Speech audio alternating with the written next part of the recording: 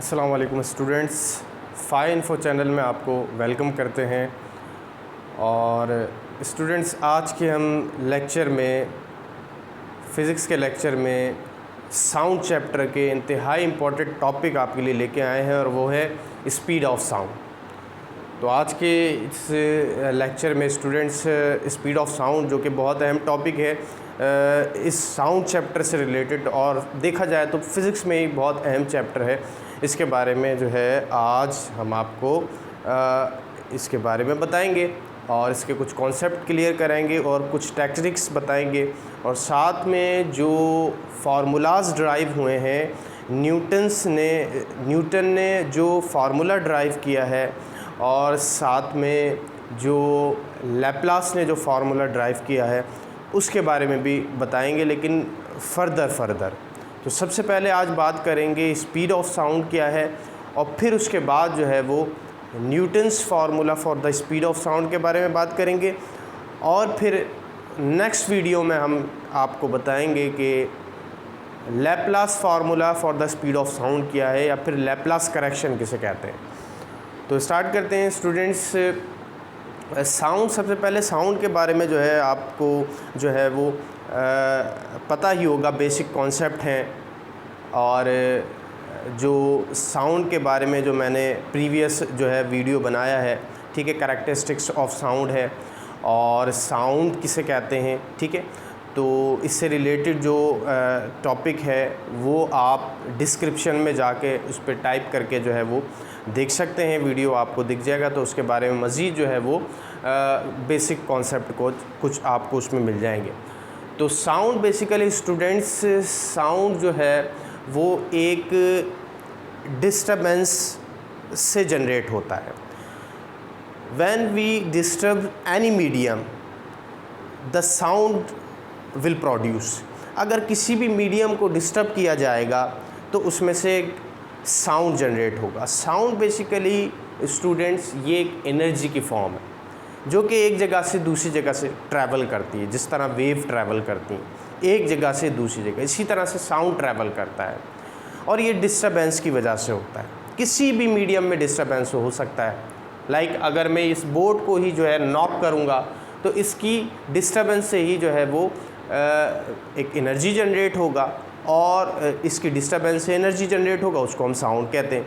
इसी तरह से जो मैं इस वक्त बोल रहा हूँ तो मेरा वोकल कॉर्ड जो है इस वक्त मैं उसको डिस्टर्ब कर रहा हूँ, ठीक है, तो उससे साउंड जनरेट हो रहा है जो कि वॉइस की फॉर्म में आपको सुनाई दे रहा है। एनर्जी जो है वो उसमें से जो है जनरेट हो रही है और फिर आपको वॉइस के फॉर्म में वो सुनाई दे रही है।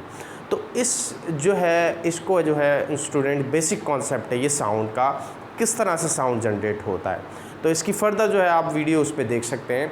तो बहरहाल साउंड, स्पीड ऑफ साउंड को हम इसको स्पीड ऑफ साउंड पे आते हैं। तो स्पीड ऑफ साउंड स्टूडेंट्स, जब हम इस वेव की बात करते हैं कि जो साउंड वेव है ये पर यूनिट टाइम में कितना ट्रैवल कर सकती है, तो ये जो डिस्टेंस ट्रैवल करेगी पर यूनिट टाइम के अंदर, इसको हम कहेंगे स्टूडेंट्स ये स्पीड है इसकी साउंड की। साउंड तो जनरेट हो गया, लेकिन वो किस स्पीड से वो ट्रैवल करेगा, किस स्पीड से जो है वो एक जगह से दूसरी जगह जा सकता है, इसको कहते हैं हम स्पीड ऑफ साउंड। और ये स्पीड ऑफ साउंड जो है ये डिस्टेंस पर यूनिट टाइम को कहते हैं। Distance covered the sound wave per unit time, जो ये हमारे पास जो है वो स्पीड ऑफ साउंड है। आप डेफिनेशंस पे सबसे पहले देख सकते हैं। डेफिनेशन में यहाँ पे आपको इसी चीज़ के बारे में बताया जा रहा है, ये कॉन्सेप्ट बताया जा रहा है कि साउंड वेव जो है, स्पीड ऑफ साउंड जो है ये distance covered by unit time में जो है साउंड वेव अगर जो है वो ट्रैवल कर लेगा तो इसको स्पीड ऑफ साउंड कहते हैं। और साउंड वेव जो है ये कंप्रेशनल वेव्स है। जी हाँ, स्टूडेंट्स के ऊपर भी आते हैं कि साउंड वेव्स कंप्रेशनल वेव है। कुछ स्टूडेंट जो है वो इसमें डिफ़िकल्ट होते हैं, परेशान होते हैं कि किस तरह से जो है ये वेव जो है कंप्रेशनल वेव है।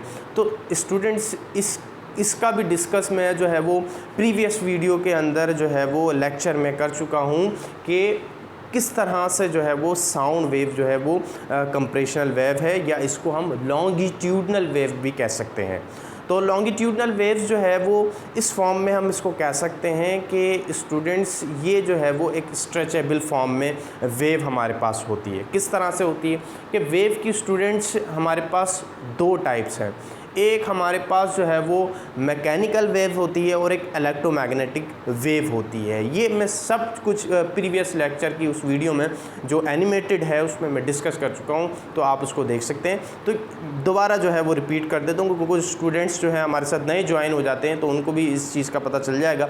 तो ये जो है दो टाइप्स हैं, इलेक्ट्रोमैग्नेटिक वेव्स और मैकेनिकल वेव्स। तो मैकेनिकल वेव्स जो है ये जो साउंड वेव जो है वो इसकी टाइप है, मैकेनिकल वेव की टाइप है। मैकेनिकल वेव्स किसे कहते हैं? जिसको ट्रैवल करने के लिए किसी मीडियम की ज़रूरत पड़े, like air, liquid, solid, gases, इसके अंदर ट्रैवल करने की ज़रूरत जिस वेव को पड़ेगी या जिस एनर्जी को पड़ेगी, इसको हम मैकेनिकल वेव कहते हैं। तो साउंड वेव जो है स्टूडेंट्स ये मीडियम के बगैर ट्रैवल नहीं करता, इसको ट्रैवल करने के लिए मीडियम चाहिए होता है।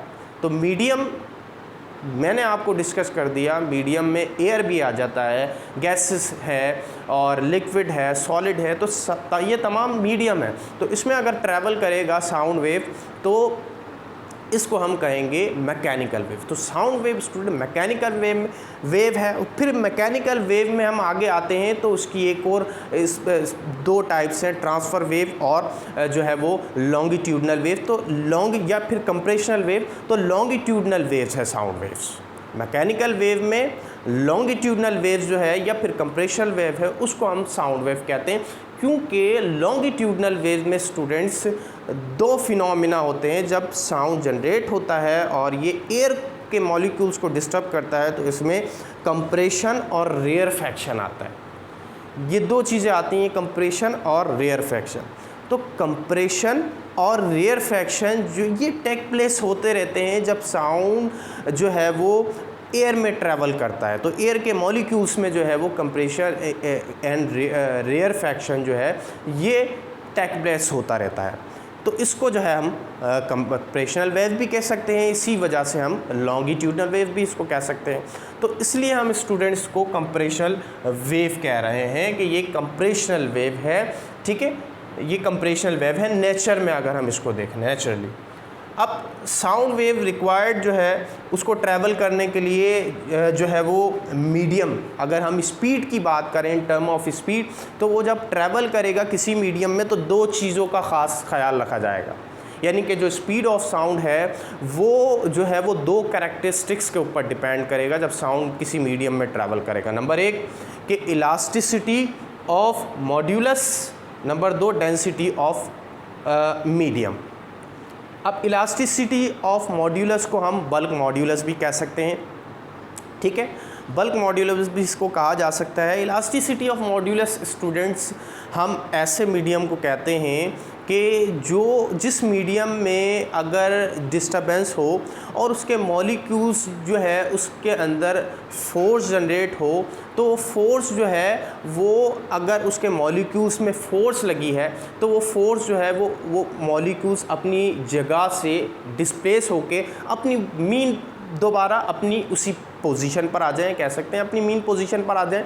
तो उसको हम कहते हैं इलास्टिसिटी। ऐसी प्रॉपर्टीज़ मटेरियल की हमारे पास इलास्टिसिटी होती है या इलास्टिक प्रॉपर्टीज़ भी हम उसको कह सकते हैं, जिसके मॉलिक्यूल्स, जिसके एटम्स जब अपनी जगह से मूव करें, उन पे फोर्स लगे तो एक फोर्स उनको दोबारा बैक भी करे, यानी कि वो दोबारा जो है अपनी पोजीशन पर भी आ जाएं, वापस अपनी पोजीशन पर आ जाएं। तो ऐसी प्रॉपर्टीज़ किसी भी मीडियम की वो हमारे पास इलास्टिसिटी होती है, या फिर उसको हम बल्क इलास्टिसिटी ऑफ मॉड्यूलस या फिर बल्क मॉड्यूलस भी कह सकते हैं, ठीक है।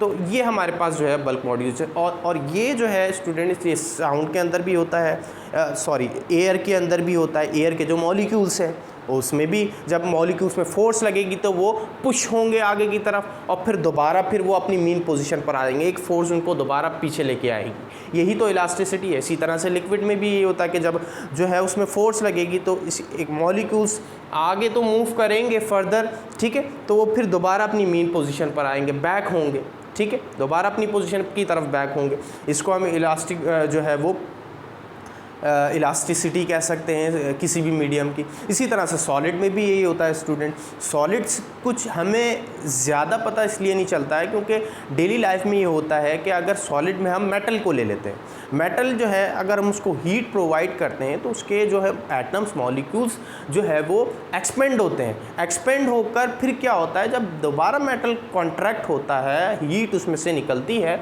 तो फिर दोबारा कॉन्ट्रैक्ट हो जाते हैं, यानी कि अपनी पोजीशन पर आते हैं, वो ओरिजिनल पोजीशन पर आने की कोशिश करते हैं, पीछे आते हैं, बैक होते हैं।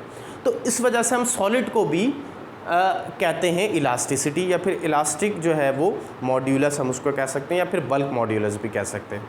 तो ये स्टूडेंट बल्क मॉड्यूलस। अब डेंसिटी ऑफ मीडियम हमारे पास क्या है, अगर एयर में ट्रैवल कर रहा है तो एयर का मास भी होगा कुछ ना कुछ, या इसका वॉल्यूम भी होगा। इसी तरह से अगर लिक्विड या सॉलिड में साउंड ट्रैवल कर रहा है तो उसका जो है वो मास या फिर उसका वॉल्यूम भी होगा कुछ ना कुछ। तो ये मास पर यूनिट जो है वो वॉल्यूम, ये हमारे पास डेंसिटी है। और डेंसिटी जो है इसका फार्मूला भी होता है, इसको आप इस तरह से लिख लें, डेंसिटी कहते हैं मास पर यूनिट वॉल्यूम। तो ये खैर बेसिक कॉन्सेप्ट है, ये आपको समझाने के लिए बता रहा हूँ। तो ये जो है हमारे पास डेंसिटी है किसी भी मीडियम की, तो इसके ऊपर भी डिपेंड करता है स्पीड ऑफ साउंड। तो दो तो ये बातें हो गई।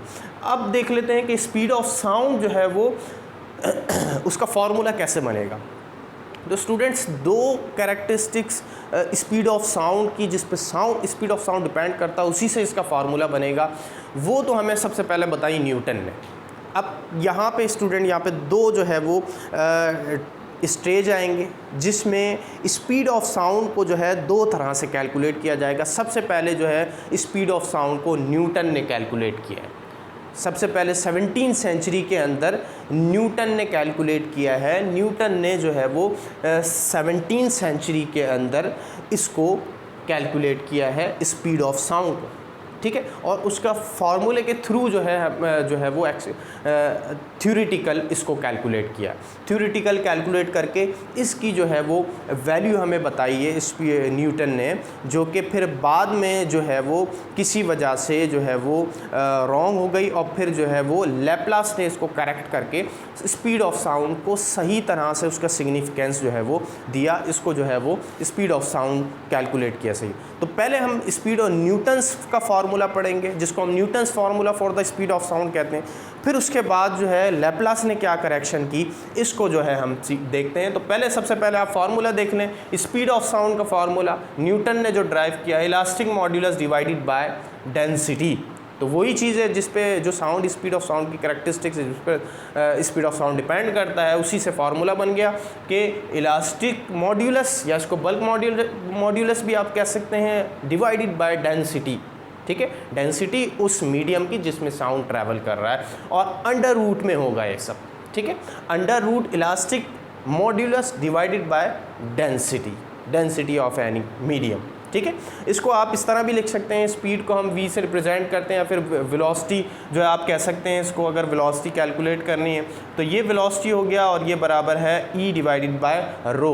ये रो सिंबल है डेंसिटी का स्टूडेंट, e से जो है वो रिप्रेजेंट किया जा रहा है इलास्टिक मॉड्यूलस, या कुछ बुक्स के अंदर e की जगह b यूज़ किया गया है, जिसको बल्क मॉड्यूलस हम कह सकते हैं। और बल्क मॉड्यूलस भी इलास्टिक प्रॉपर्टी ही है उस मटेरियल या मीडियम की। Speed of sound, Newton's formula for the speed of sound देखते हैं।